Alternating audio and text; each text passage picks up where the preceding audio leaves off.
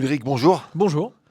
Alors, on se rencontre aujourd'hui à l'occasion d'une exposition qui s'appelle Trait de passage. C'est en lien avec la fête du livre. Alors, on va faire connaissance avec vous. On peut dire que vous êtes dessinateur, illustrateur. Dans quelle catégorie on doit vous mettre, ou on doit vous placer? C'est ça, illustrateur, dessinateur de bande dessinée, et puis je donne des cours aussi. Donc illustrateur parce que bon, je travaille pour des magazines, je fais des affiches, des choses comme ça. Et puis auteur de bande dessinée parce que j'écris mes textes et je les mets en images et parfois je travaille aussi avec des scénaristes. Voilà. Stéphanois d'adoption. Et ça, vous y tenez. Stéphanois d'adoption. Stéphane Adoption, j'y tiens. Pas plus que ça, mais c'est vrai que oui, d'adoption, effectivement. Moi, je suis ardéchois. Et donc, je suis pas un vrai Stéphanois de souche, on va dire. Mais voilà, mais j'aime bien vivre à Saint-Étienne. Ça fait une vingtaine d'années maintenant que je vis ici. Et voilà, j'y suis très bien. Le choix de dessiner, comment c'est venu? C'est une passion, forcément. Comment on se retrouve, Ulrich s'est retrouvé à être dessinateur, illustrateur?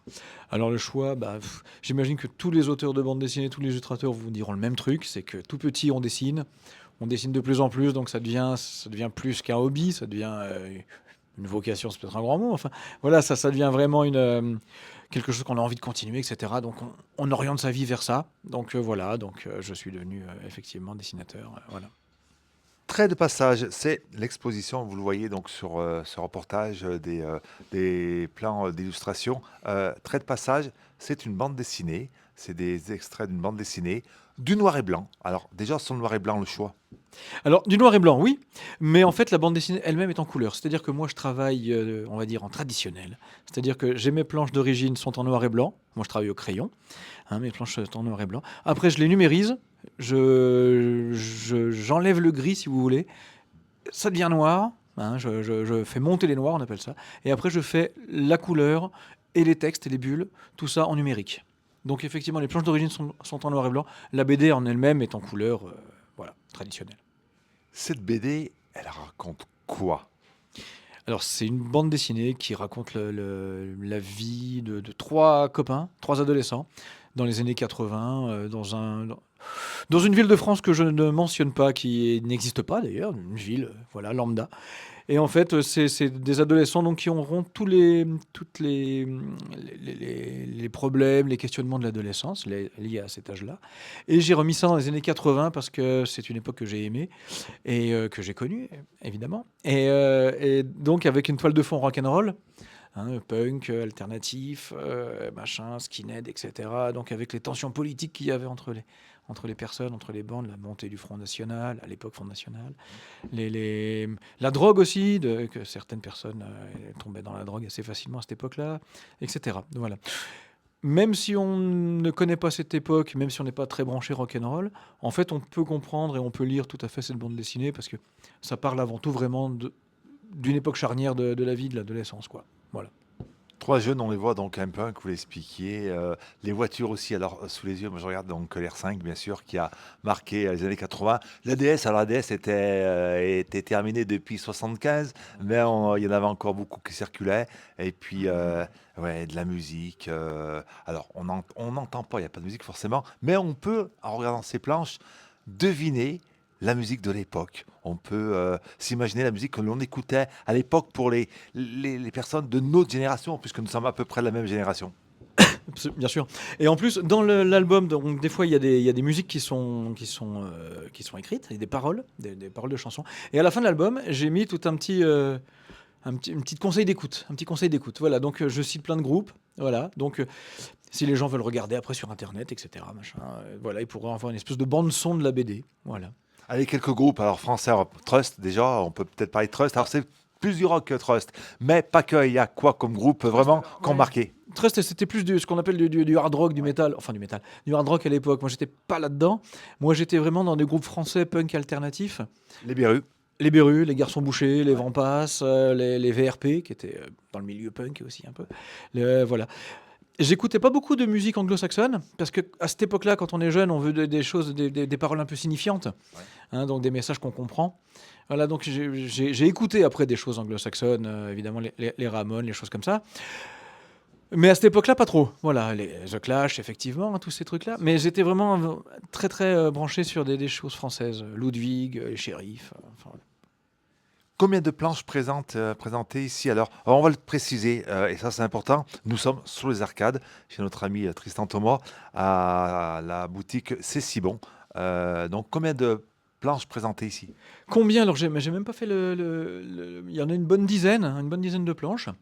Donc voilà, qui sont en exposition là, à l'intérieur et visibles à l'extérieur aussi de la vitrine là.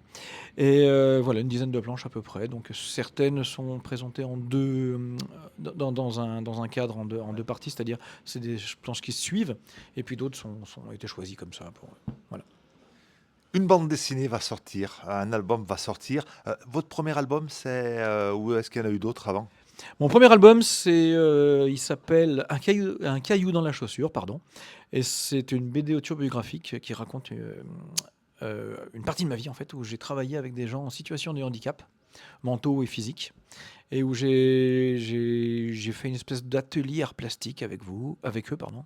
Et, euh, et donc, on a appris mutuellement à s'apprivoiser un peu. Moi, je connaissais pas du tout ce genre de milieu. Et voilà, donc j'en ai fait une petite BD autobio comme ça. Voilà. L'affiche qui a marqué les Stéphanois ou marqué les gens, l'affiche, pas la plus connue, mais si, d'Ulrich serait quoi?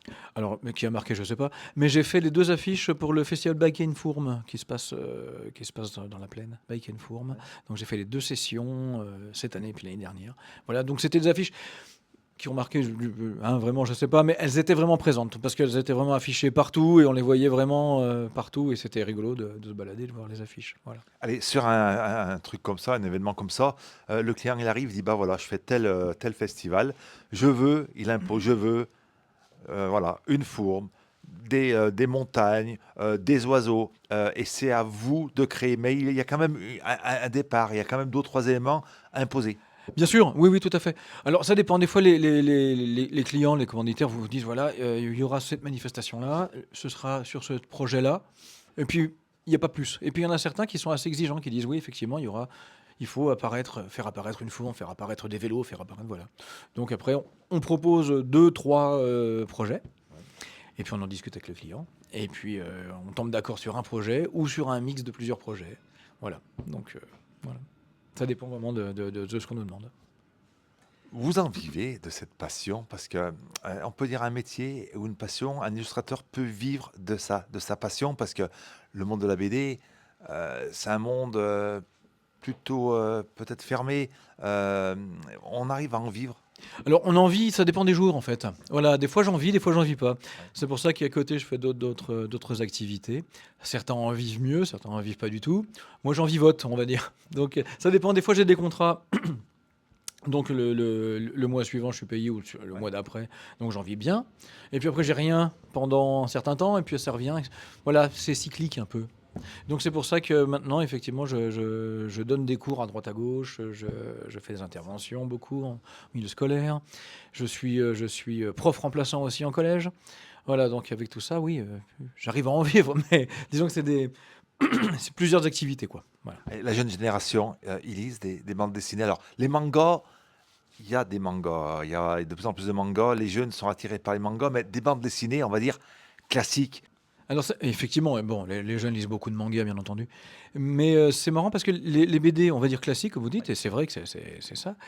Ils- Elles ont toujours du succès, c'est toujours un peu les mêmes trucs, c'est toujours Astérix et Obélix, Tintin, les choses comme ça, des trucs indétrônables, qui sont très bien par ailleurs, hein. Mais, Picsou, voilà. alors Picsou, pourquoi pas, effectivement, ouais, ouais, ouais, tout à fait. Et en fait, les jeunes ne lisent pas trop de nouvelles bandes dessinées. Enfin, de nouvelles. D'auteurs, on va dire, un peu moins connus que Derzo. Voilà. Mais, ou les Sisters aussi. Les Sisters, ça se lit beaucoup, des choses comme ça. Mais voilà. Mais c'est vrai que. Bon, alors moi, je fais aussi de la BD. Enfin, pour ma part, hein, je fais de la BD qu'on appelle BD indé. Hein, donc, petite maison d'édition. Avec des fois des sujets qui sont un petit peu compliqués pour les jeunes. Hein, qui sont pas forcément très, très. Voilà. Moi, c'est de la BD plus pour les ados-adultes. Voilà, donc, mais alors quand je suis en intervention et que je les fais lire mes BD, oui, ils sont contents quand même, ouais. Ouais, ouais. Trait de passage, c'est à retrouver, donc on le disait ici, donc sous les arcades de la ville de Saint-Étienne, dans la boutique C'est si bon, mais aussi vous exposez à la librairie de Paris, et à l'atelier du coin et à la fourchette gourmande. Ça a commencé là, c'est jusqu'au 10 novembre. Venez voir ces planches, elles sont magnifiques et vous pouvez même acheter une planche puisque vous vendez vos planches et vous pouvez même dédicacer la planche. Je vends mes planches, je dédicace la planche, voilà. Et puis tout ça, c'est donc c'est Zanda qui a organisé donc ces expositions parce que, comme vous l'avez dit, hein, il y a plusieurs lieux. Moi, je suis pas dans tous les lieux, hein, bien sûr, hein. Mais voilà, il y a plusieurs lieux, beaucoup d'artistes, hein, beaucoup de gens qui ont participé à l'exposition Zanda. Voilà, donc j'invite les gens à aller voir tout ça.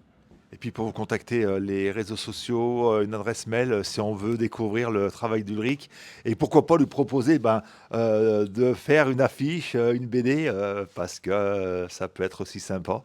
Bien sûr, pourquoi pas. Alors, je suis très peu actif sur les réseaux sociaux, mais j'ai un blog et ce blog-là, on peut me joindre et ça arrive sur ma boîte mail et je réponds évidemment. L'adresse du blog? L'adresse du blog, c'est alors, il s'appelle Ulrich Abrac, tout attaché, comme la rubrique Abrac de Gottlieb, Ulrich Abrac. Et Ulrich Abrac illustrateur, et vous me trouvez facilement. Voilà. Merci beaucoup. Merci.